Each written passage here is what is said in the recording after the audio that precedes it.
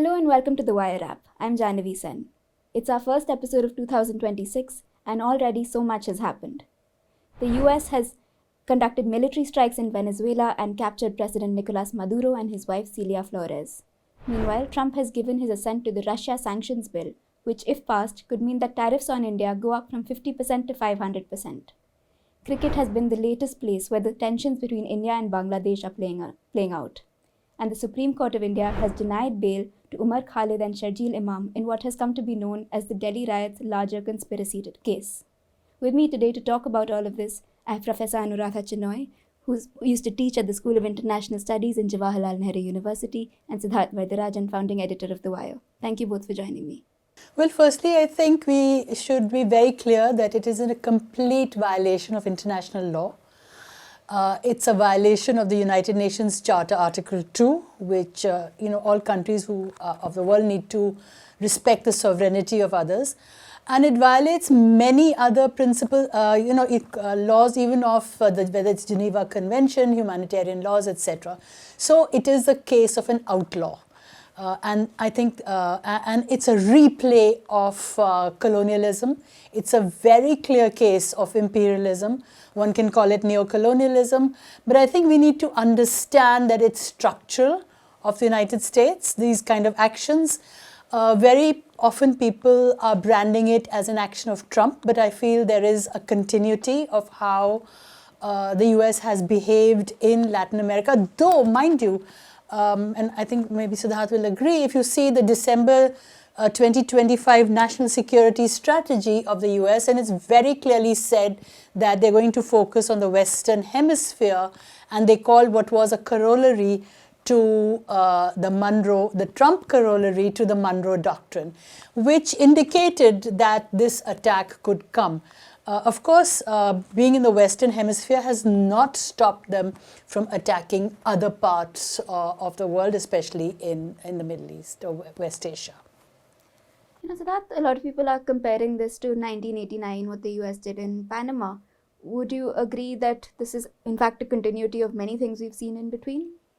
I think this is the most transparent and most transactional administration that we have seen in the last 40, 50 years, frankly.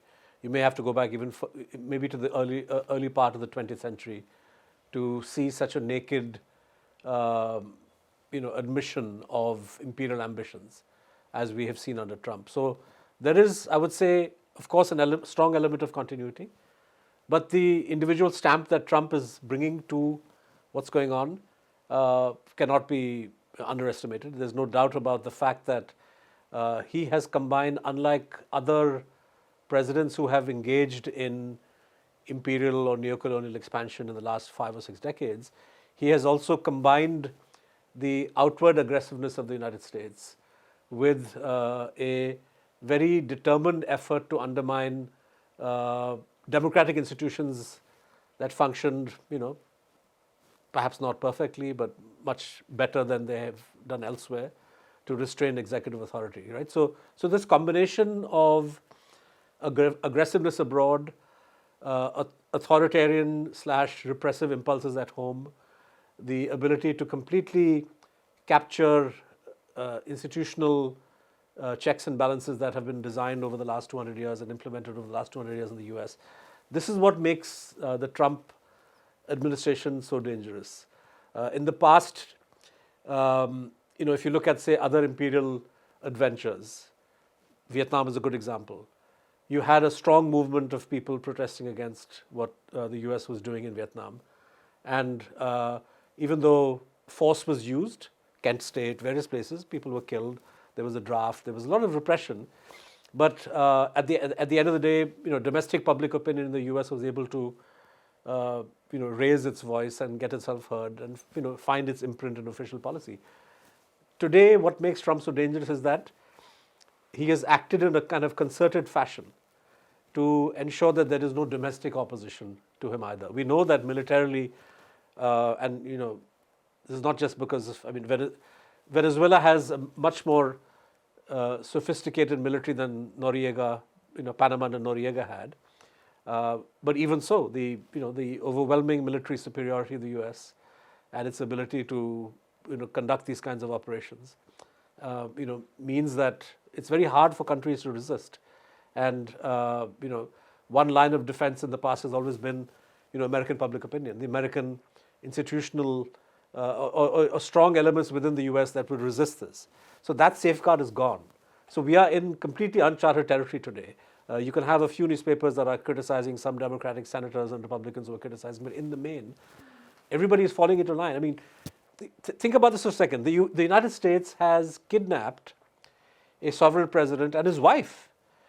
Even if you go along with the argument, the claim, which I think is unsustainable, and there's certainly no proof to suggest that Maduro was involved in a plot to flood the US with narcotics or terror, etc. None of this is proven. How do you justify kidnapping his wife, right? So this is a straightforward criminal act. It's an act of gangsterism, but you don't have anybody in the US, calling this out. And you have some comedians who are kind of joking about this, but in terms of Trump is being able to get away with this, and I think that's what makes this so alarming. So when he speaks of action against Colombia or against Cuba, or you've had the number 2 advisor in the White House and Marco Rubio talking in pretty aggressive language about Greenland. I mean, Denmark is a NATO ally. The US is bound by the North Atlantic Treaty, not just to not invade another NATO country or to grab its territory, but to actually defend it in case any NATO country is under attack, right? And this has been the bedrock of the American-led system for the last 70 years. So you have, when you have a president challenging this, undermining this tells you how dangerous a situation we are at. And, sadly, the world's capitals, barring a few exceptions, have decided that it's better to keep quiet or to appease, not provoke. And so lots of, Western Europe, for example, is falling into line. The British and French reactions have been absolutely disgraceful. The Indian reaction has been disgraceful.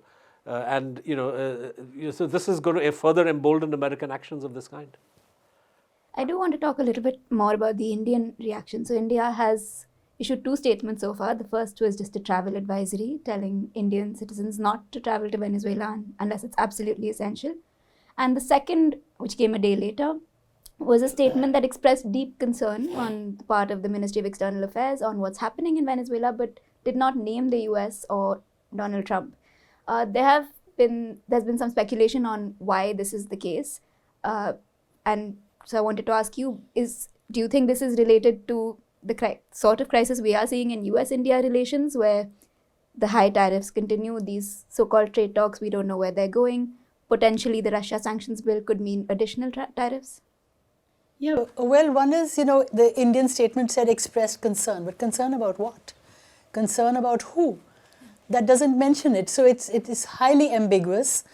And it's disappointing given that India does have a trajectory, and even if they want to disown their own past, the fact is they still claim to be one of the leaders of the Global South. So this is not what a leader of the Global South should actually be doing. Second, yes, it is connected to this whole caution of not disturbing the United States, but I think it's a bit late.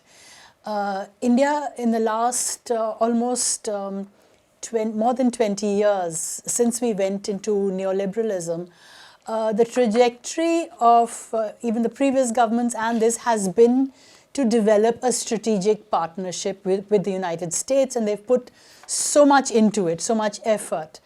And they do have a large trade with the United States. It comes to $10 billion, where we have the surplus.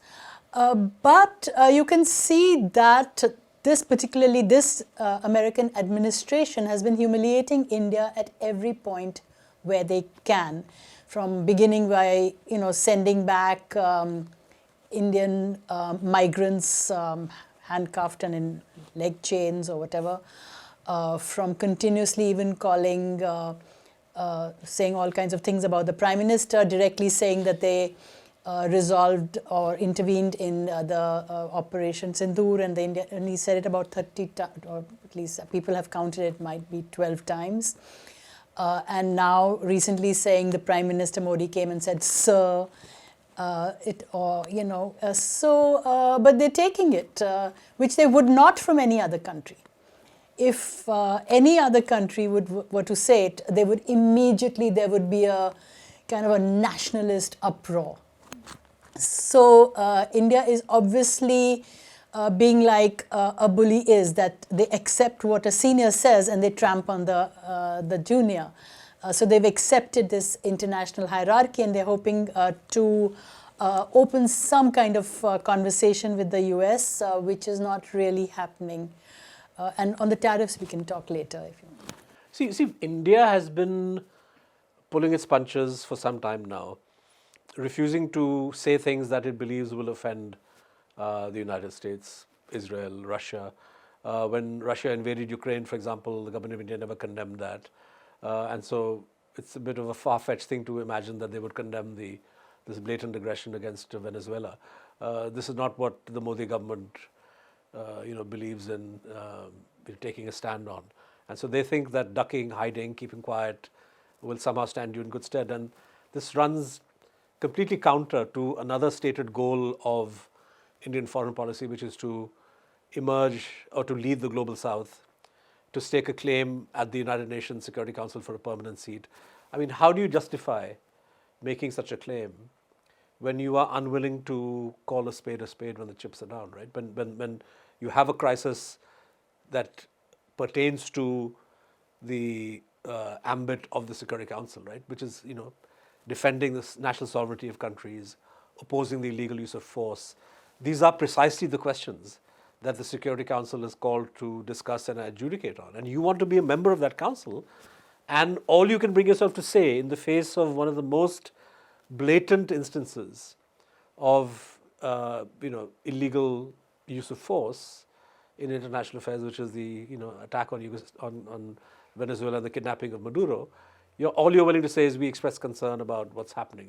You don't even go into the details of that, right? So I think it's a disgrace. I think it's counterproductive, and it's not surprising because, as Professor Chenoy said, I mean, this is precisely how bullies react. You act tough with those who are smaller than you, but when America takes a tough, mocks you, or the Chinese grab your territory, there's nothing that you are willing to say or do. Right, so this tendency of Modi and Jaishankar is not surprising. It's par for the course, but it's I think doing enormous damage. I'm not bothered about the damage it does to the reputation of Modi. I think, frankly, what Trump said about trying to cast Modi in the form of a supplicant, it's deeply offensive to India. I think it's deeply offensive to Indians, and I think Indians want a reassurance from their Prime Minister that this is not, obviously what went down, and if this is not what went down, then the government of India needs to set the record straight and to tell Trump that you cannot get away with making these kinds of statements. So unless you are prepared to impose costs on Trump for his bad behavior, and I don't accept that India is a country which has no options. There are always options. When Devyani Khobragade, the Indian diplomat, was, I think, strip searched some way in the US following a criminal case against her in 2013 or 2014, the government of India imposed various measures on US diplomats in India. And so it's possible for you to take punitive steps. This is not a government, sadly, the Modi government, that believes in standing up for the self-respect of the country. It pains me to say that.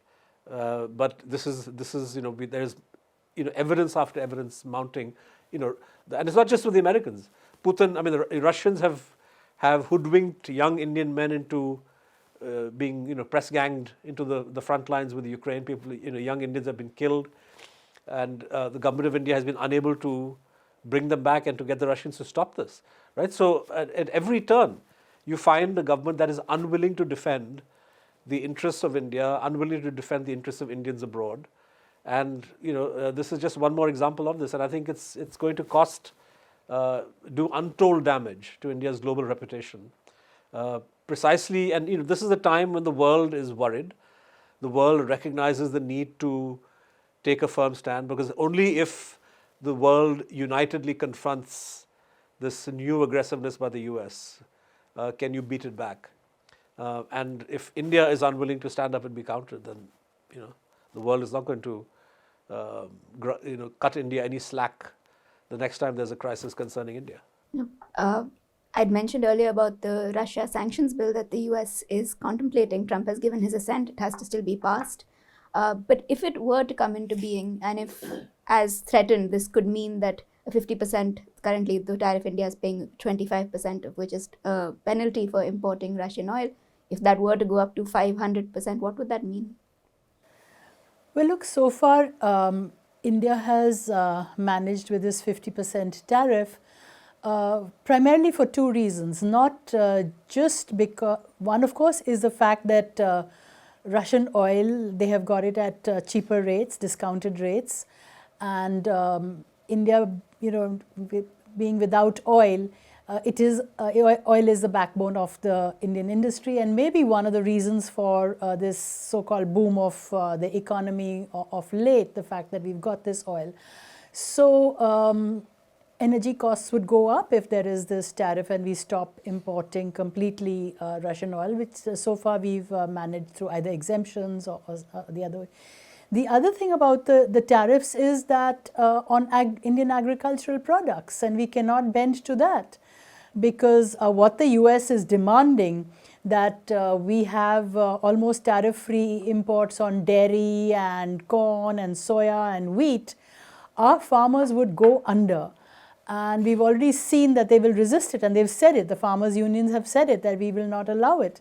So our government is really caught between a rock and a deep place about this whole issue of tariffs. And again, I think I agree with Siddharth, we cannot fight these things off alone. We need to have solidarity and a collectivity with other states who are facing this.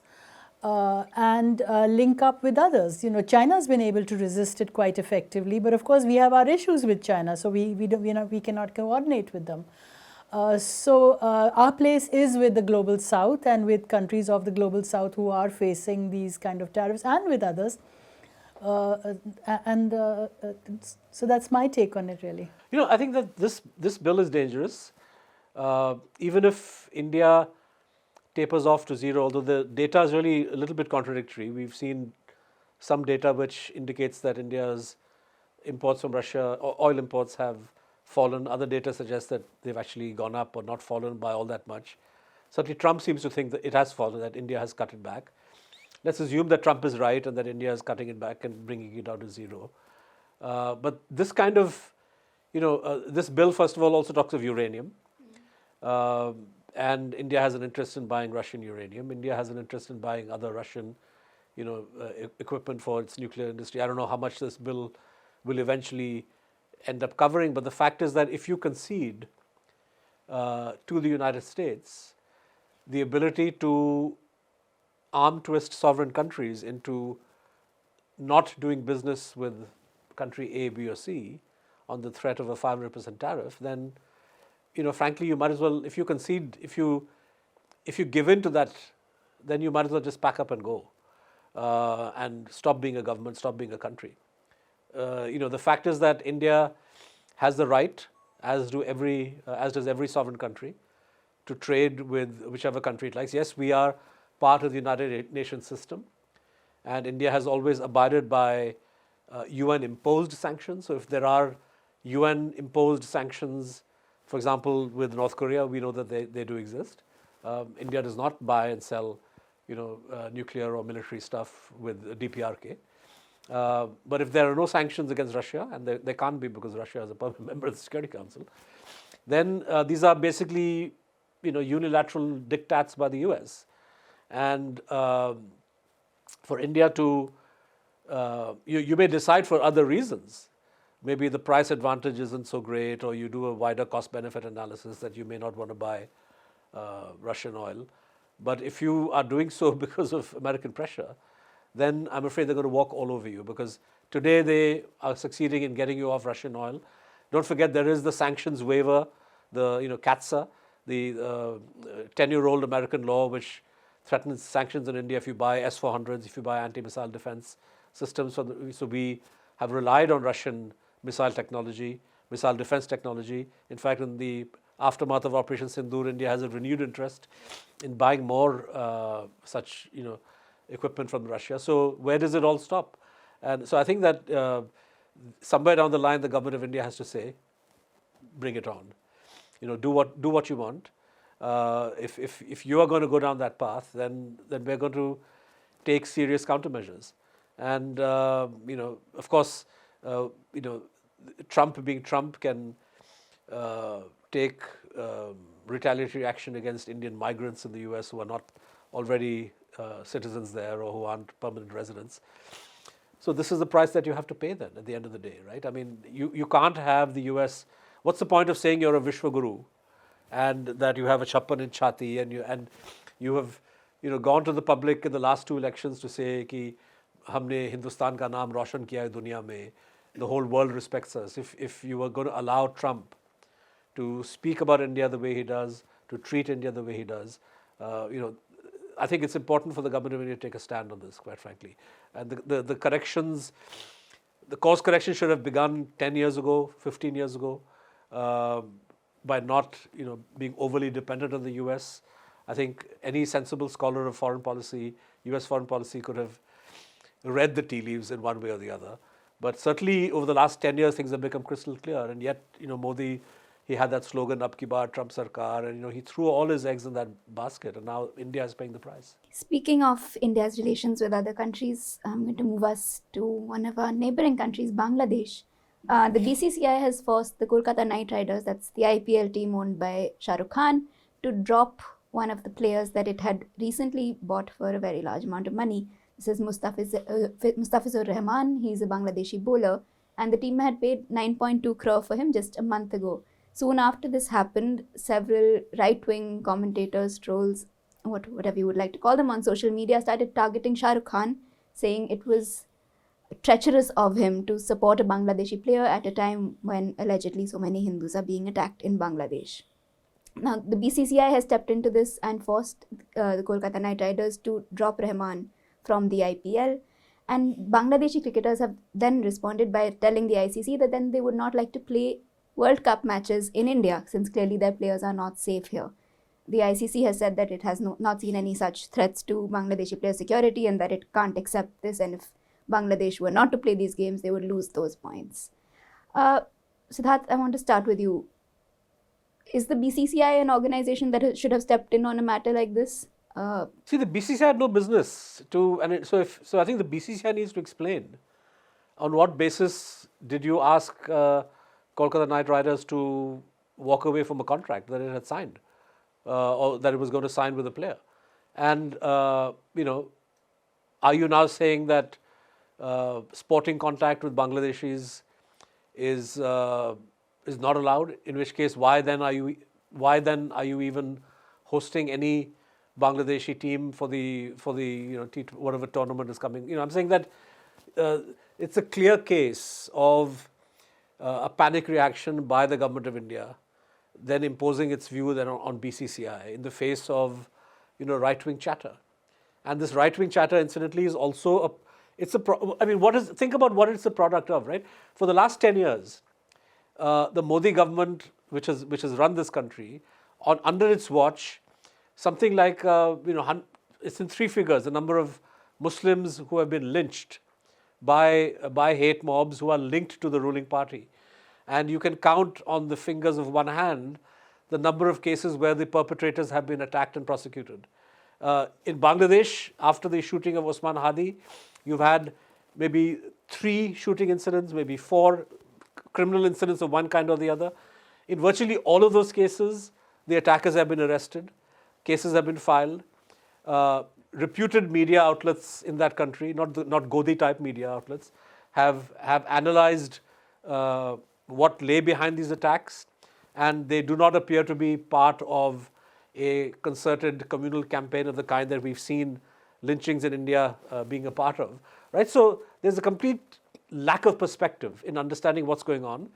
Of course, even one person being targeted for whatever reason and being lynched in Bangladesh is unacceptable. It should be condemned. It's very good the Bangladeshi authorities have condemned that and have taken action. and India is within its rights to say, look, you need to do more. But to extrapolate that and to say that every Bangladeshi is an enemy, Bangladeshi cricketers have no right to play in India, this is such a crazy, exaggerated, stupid, counterproductive response. You're turning Bangladesh into an enemy state. And you're doing this at a time when the Prime Minister of India deputed his foreign minister, S. Jaishankar, to attend the funeral of Khalida Zia, who incidentally, when she was Prime Minister, did not have the best relations with India. In fact, Indian soldiers were killed. BSF troops were killed at the border in a clash with the Bangladeshi rifles. And this was a big issue in 2000, 2001 when Vajpayee ji was Prime Minister. So you're rewriting history. We saw what Modi said, very nice positive things about Khalida Zia, that she was a visionary for India. So that's the official position of the government.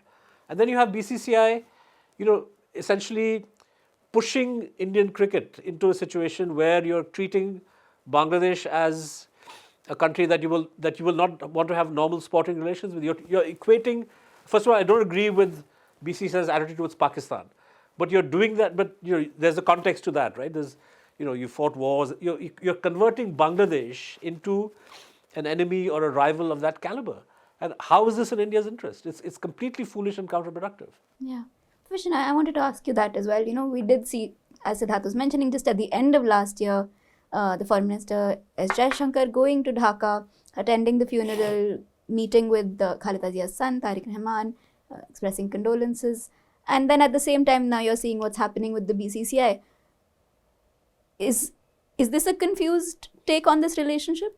I think Siddharth is absolutely right. If you have a foreign policy position, and we do, which was manifest, then it should trickle down to various of your institutions and levels. We do not want a new enemy on the border. In fact, the policy is that we should try and improve relations with Bangladesh. It is in transition. I think it is a good thing that we have, shielded the former Prime Minister, who they want. But we should make every effort because we are very isolated in the region. But besides that, I think there are various aspects to this. There is a legal aspect. If you have a contract, it's a legal document. You need to respect it. And we are showing that we're not respecting our own, we're not allowing this respect to legal documents of this contract between the owner and this the cricketer. There is the moral aspect. There is the sovereign aspect. So we are violating a lot of that. And I think if there has been pressure from these right-wing trolls or whatever you want to call them, I think it's time that the government should make a statement to curb this kind of conversation, because it's not good for us, it's not good for the region, it's not good for international relations of India, the foreign policy, and it shows a dislink between the official positions we take and what we allow in terms of behavior. I mean, just to add, frankly, let the trolls say what they want, right? What worries me is why the government, succumbs so easily. You can see that it's irrational. Among the so-called trolls, there were senior BJP leaders. They are very much part of the government. Yeah, but I'm saying even so, like we know that this is a government where, this is a government of, what did Arun Shourie say? Dhai logon ki sarkar hai, right? Or do logon ki sarkar hai. So why are Modi, so let me be very clear, why does Modi succumb to trolls? Right? So even if a Vijay Vargiya or some Giriraj Singh are making wild statements, and they make them all the time, you can clearly see that it's not in India's interest to deepen the gulf with Bangladesh. You are pursuing a certain policy. Just be consistent with that, right? But you have a government that is completely unable to deal with, and I suppose this is also a product of right-wing politics. I mean, there's a tendency to, once you go right, there's no telling how far to the right you get pushed. Yeah, I'll move us now to our last topic of discussion for today, which is that this Monday the Supreme Court has rejected the bail applications filed by Khalid and Sharjeel Imam in this Delhi riots larger conspiracy case. It did grant bail to 5 others, Gulfisha Fatima, Miran Haider, Shifaur Rahman, Shadab Ahmed and Mohammad Salim Khan. The court claimed that it had to separate the applications of the two it denied the bail to because of the hierarchy of involvement, and said that Khalid and Imam stand on qualitatively different footing than the other accused. The court said that these two can apply for bail again after 1 year or after all the protected witnesses in the case have been questioned. Now, this is the very same Supreme Court that the next day, a different bench has said that everyone has the right to a speedy trial and the right to bail if there is prolonged pretrial detention, no matter the gravity of the offences you are accused of. Siddharth, what's your view on these cases? It's a straightforward violation of settled jurisprudence, right? Going back to just 2 years ago, where in the Javed Sheikh case, where the court said the principle is of the right to bail, and of course in UAPA cases bail conditions are harder, and there the court said that if somebody has been in jail for a long enough period of time, there's no prospect of the trial being conducted or concluded expeditiously, witnesses have not all been examined, then the person is entitled to bail. And the court explicitly said in Javed Sheikh, and reiterated, as you say, 1 day later after the denial of bail to Umar Khalid and Sharjeel Imam, that the gravity of the offence has no bearing on this, right? So for the court, for the bench of justices headed by Arvind Kumar, to say that the seriousness of the offence is what has led them to demarcate the two files, and it's completely bogus legal reasoning, and it's sort of it's unfortunate, and in order for them to justify that, they've also tried to read into UAPA some crazy things. For example, the UAPA describes the terrorist act as bombs, explosions, violence, or other means. Obviously, the reference to other means refers to other forms of violence, right? So whereas this court has interpreted other means to mean slogans, which even if you go by that, there's nothing on the record of what Umar Khalid said, which could potentially amount to the incitement of violence. It's the opposite. Yeah, and right? in fact, when the violence occurred, Sharjeel Imam was already in jail. Sharjeel was in jail, and Sharjeel's imprisonment is now coming up to 6 years. The court has said you can apply 1 year from now, and everybody knows what will happen, right? You apply 1 year from now, even if you knock on the doors of the Supreme Court, they're going to say, "Nahi, sorry, go back to trial court." Trial court will take a year and a half. Then you go to, and then it will reserve its judgment. You'll get it after 6 months. Then you go to High Court. So, are we looking at 10 years before Umar Khalid and Sharjeel Imam can come out of jail? I mean, this is so patently unjust, unfair, illegal, and the Supreme Court is the highest court of the land, a court that everybody in this country respects, and for them to pronounce this kind of, absurd judgment is very, very unfortunate. How do you see? Yeah, so firstly, I'd give a broad picture. I think a judgment and a court should not just be fair, but they should appear to be fair. And in this case, even a lay person like me who doesn't know the law feels that there is no fairness in it, and there is a cruelty in it. Secondly, there have been several hierarchies set up, because earlier two other students, Devangana and Kalita, they were let out, whereas Gulfisha, etc. were not. So I'm glad Gulfisha and others have got bail, but again, their bail is on very stringent conditions.